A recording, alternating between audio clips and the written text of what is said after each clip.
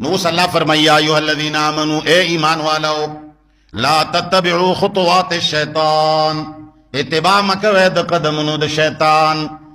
لکه مثال مخکې شیطان روانی او ته د هغه په پل باندې پلک دی، مطلب دا شیطان پسې مزه.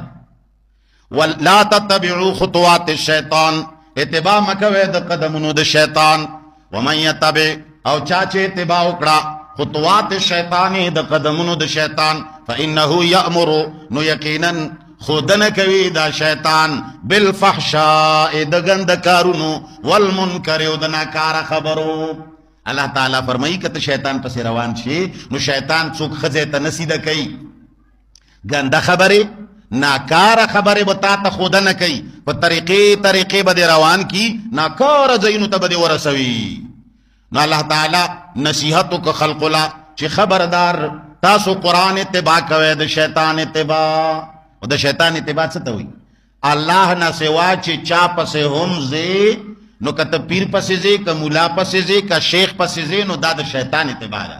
الله نه غیر اتباع د شیطان اتباع ده. ځکه الله محمد رسول الله صلی الله علیه وسلم متعلق څه وایي؟ من یطیع الرسول فقد اطاع الله. څوک چې پیغمبر پسې روان دی نو دا په حقیقت کې الله پسې روان دی. دا ولی وایي الله؟ ځکه چې تلل صرف چا پسې روا دي؟ دا صرف الله پسې روا دي. نو الله فرمایي ولولا فضل الله کنوے فضل دا اللہ علیکم پتا سباندے ورحمته او نوے رحمت دا حق پتا سباندے ما زکا منکم من احد ابدا.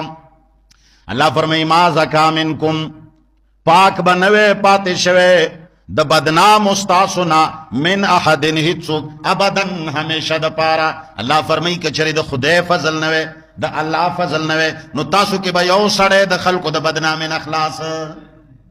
ځکه چې دا خو خبرې دي، هر سړی بې نمبره خوله خوځوي، هر سړی بې حقیقته خوله خوځوي، بس په دې غوږې ورنه نباسه په دې ځای راوځي. هوښیاران خلک دې ځای ته هم دروازه لګوي. د هوښیار سړي دې ځای کې هم دروازه وي، په دې ځای هم دروازه وي. نه دې ځای ته هره خبره بې ځایه اچوي، نه په دې ځای هره خبره بې ځایه راوباسي. په خبره پوهېږي؟ لکه څنګه چې لاندې دوه لارې دي مسلمانان، چې دا بې ځایه استعمالوي بې حیا به شي، د هغې د استعمال خصوصي ځایونه وي. داسې دا بره دوه لارې دي، دا چې په احتیاط نه استعمالوي اقصې یې لکه لاندې چې بې احتیاطه. خو پښتنو کې د لاندې خبرو بې احتیاطۍ پیغور شته.